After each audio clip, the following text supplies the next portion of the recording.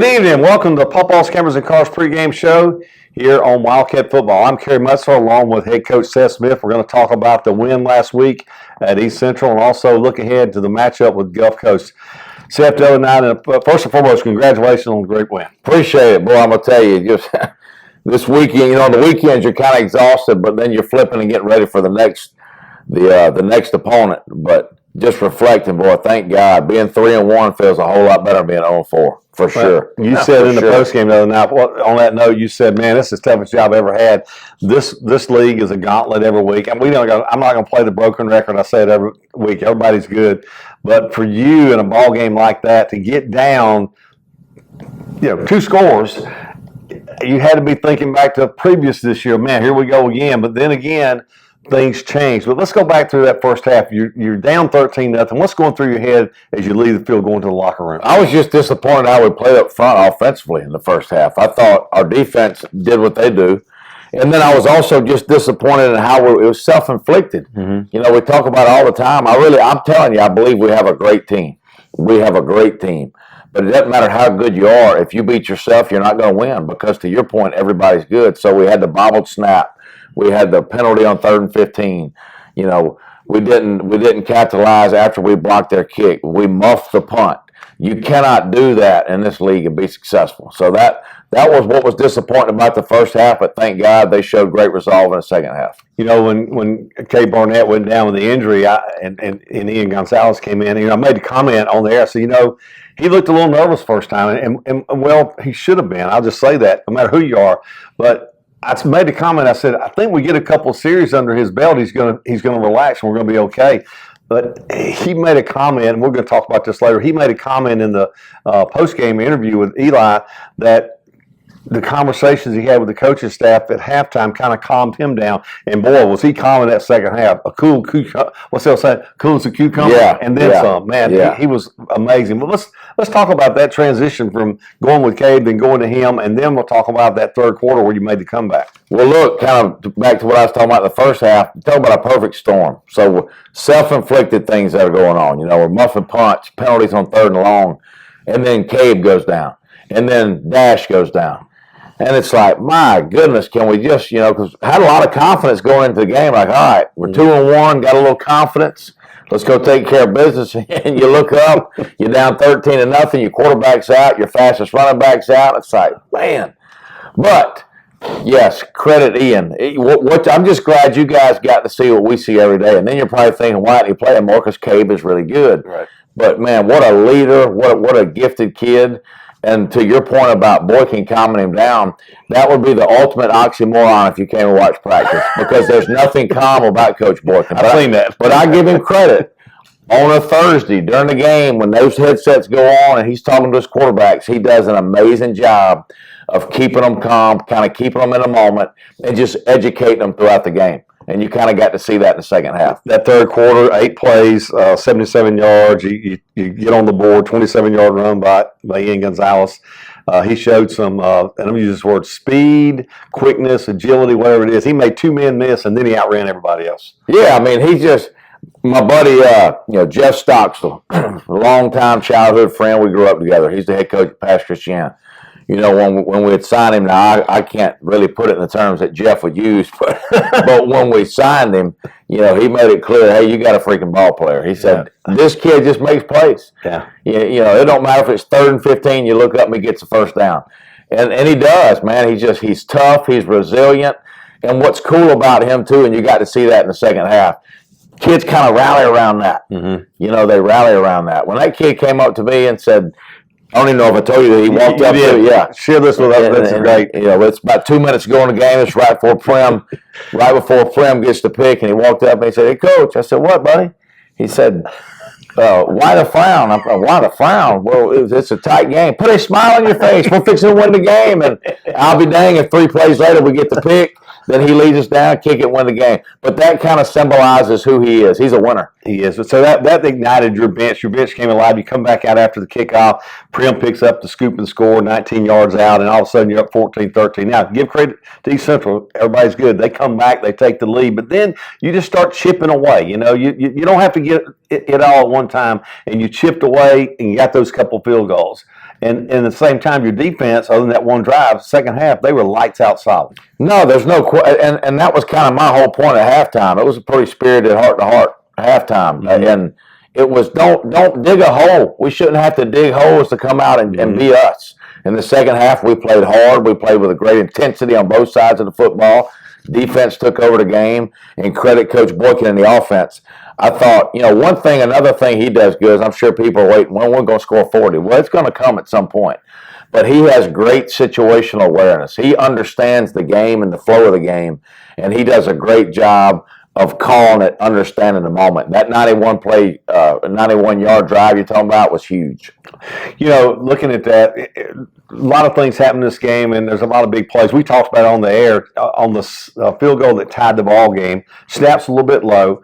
Jared Huff, presence of mind, calm, takes it, doesn't panic, gets it down. And even more importantly on that, give credit to Jared, Morgan didn't change his approach. He just figured he's going to get it there, because when that kicker, you've seen them, when they start hesitating, things go bad. But that was huge to tie the ball game, of course. But the play that Huff made on the snap, Morgan coming through, Jason made a comment, said they never panicked on that. And that was huge at the time. Of course, tying the ball game, it showed the resilience of this ball club. And I'll say this, the calmness in a very tight, tough situation. You know what's crazy? I mean, that stuff, you don't practice bad snaps, but in practice you have them sometime.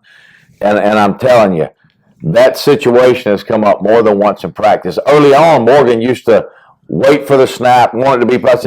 You do your job is to kick. If you change anything in your rhythm, you're not going to make it. And he didn't, man. He just did his job. Huff did his job. Tyke had a low snap. Huff recovered it. It was honestly a thing of beauty. In that situation with a lot of pressure on the line, for Huff to make that recovery was awesome.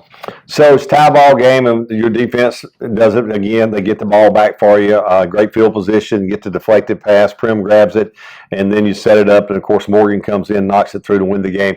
Have you ever been in one like that before? No, 21 years of coaching. I was thinking about that over the weekend as well. 21 years of coaching. I've been a part of some unbelievable, enjoyable wins and some tight ones. Northwest was a tight one, but. That's the first walk-off winner I've ever been a part of. And couldn't be happier for Morgan, because he is a phenomenal young man. He is a wonderful young man. That indeed he is. So I want to tip of the hat, as I say. This is my favorite saying for congratulations. Tip of the hat for the offensive line. We rushed for 259 yards against the defense that had been not allowing people to rush the ball very well. Says a lot about them. You didn't really like the effort first half, but that second half, they just, and I'm going to use this word, they found another gear or something just started clicking, and they started opening holes, and we were able to have those 4 successful drives. Yeah, they did what we knew they were capable of. Obviously, I don't apologize for it. I'm fairly intense and animated, but it's out of love. These kids have so much ability, and it's our job as coaches to get that ability out of them, because you have no chance in this league. Everybody's good. Your only hope is to have an edge. Well, our edge has got to be execute the call and strain and give maximum effort. And you saw in the second half, those rascals strained, and we moved the football, and we were able to win the game. Those guys talking about, of course, you got Landon Sewell, who, he'll center, he'll go guard. Jalen Jackson will come in, move around. Josh Myers, Robert Clark, Big Frank Bentley. Those guys. And you said this 2 weeks ago, starting to gel a little bit. I guess that's the word I would use, is gel, because it's not that they played bad in those first 2 ball games. It's just the last 2 weeks they played really good football when it mattered most. When you got to go down and sustain some drives and hold that clock, or run that clock, I should say, hold that football, and they've done their job amazingly. And the running backs, of course, you ran, I think 6 different people the other night, counting your quarterbacks. When you get that disparity of moving people around here, disbursement around, it makes it a little bit easier. You don't have one guy as your bell cow. So to your point about up front, if you watch football on any level, especially on television, they always talk about continuity up front. And it's that important that those 5 guys, that there's continuity. And it kind of took us a couple games. That was the first back-to-back games we played where you had the same 5. Mm-hmm. And I think you saw that continuity kind of take over a little bit in the second half, along with Boykin making some great calls, and more than anything with those rascals straining. And that was fun to see. And as far as the different people toting the ball, Shadamian's a great running back. But he's going to get better because those 2 young ones are doing so good. Mm-hmm. It's amazing how you can get motivated by a teammate just off their performance. So kind of seeing all that, here at the halfway point in the season, start to come together is fun to watch. Defensively, they've been solid, giving up roughly 17 points a game thus far. It's the same 4 or 5 guys seem like making most of the tackles, but what's overlooked because they do such a good job is your secondary. Your secondary under Coach Sims has just been saran wrap at times. I mean, the guys are giving a good push up front, and you're doing that without bringing extra people, which is more impressive. You're not like you're rushing 6 or so. Occasionally you'll bring a guy in there to spy, but those front 4 guys are getting enough pressure to make things a little miserable at times, but the defensive backs, the coverage has been spot on. Oh, man, look, Trahan and Sims, they work amazing. They work amazing together. And one thing that Coach Trahan likes, I used to love the blitz. When I start working for him, it's not something he likes to do, and I trust him. He feels like if we can get pressure with 4, now we can cover with 7 opposed to covering with 5 or 6. Mm-hmm. And he does. When those 4 guys get pressure with the DBs we have, we feel like we got a chance against anybody. And you've been able to see that, kind of work. Because just like you got to have continuity up front on the O-line, if that D-line's getting pressure on the quarterback, it makes the secondary's job a heck of a lot easier because they ain't got to cover for 4 seconds. Before we talk about this week's game, I want to go back and touch on this. The post-game interviews with yourself, Morgan, and AJ, and also, but the interview with Ian Gonzalez, people got a real look to who this young man is, but because of what he said, and you said he's genuine. No, that's him. I mean, this kid, I could go on and on. Another example, I'll get in here about 6:15 in the morning, and almost every morning I get here, he's either working out or running on the field by himself, and it's still dark. And then every time you see him, he smiles, "Hey, Coach, how are you? Good to see you today." I mean, he's that way all the time. Doesn't matter the situation. Again, I haven't ever had a kid come up to me in a game and say, "Why the frown? Put a smile on your face. We're fixing to win." And then we won the game. I mean, but that's who he is. Listen, we don't see his family much, but they raised a fine young man. This kid, doesn't matter what he does in life, football and beyond, he's going to be successful. Let's talk about this week's opponent, Gulf Coast. Going to play them over there at their place. Number 4 in the nation, Jack Wright. He's done a great job since he's been there. They're averaging about 40 points a game. Very, very solid in all aspects of the ball game. A huge opportunity for your team here to take on, a nationally ranked team again. Yeah. Did earlier this year. But more important than that, they're 2-0 South Division. You're 2-0 South Division. This game means a lot. No, it does mean a lot. You look at our schedule up to this point. It's been, we've played everybody but one has had a winning record, and 1 or 2 were ranked. So it's been a gauntlet up to this point, and it's not going to get any easier. Like you say, Coach Wright has done a great job since he's been there. He's done a great job everywhere he's been, but they're good, man. They're good on both sides of the ball. I'm going to tell you, their quarterback, boy, he's made some throws through 4 weeks. Yeah. I'm telling you, his accuracy at times is something. And he's not a big kid. Right. But, boy, he's a tough kid, and you can just tell by watching him on film, the kid gets it, man. But he is a gifted thrower.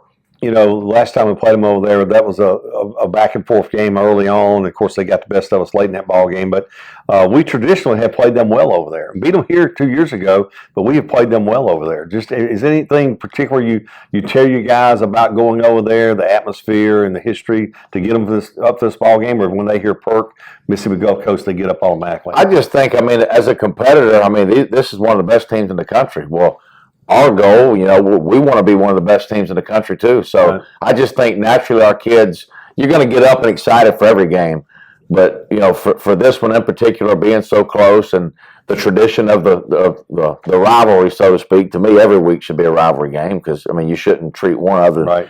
Better than the other. But at the end of the day, I just think it boils down to our kids are competitive. And if you want to be the best, you got to beat the best. So it's a great opportunity to get to go over there and compete. Look forward to it, Coach. Again, best luck to you and the Wildcats here taking on the Gulf Coast Bulldogs. We always enjoy our time here on the Pawpaws, Campers, and Cars pregame show, getting that little insight on the program, and we look forward to doing it again soon. We'll be off next week, but in 2 weeks we'll be back.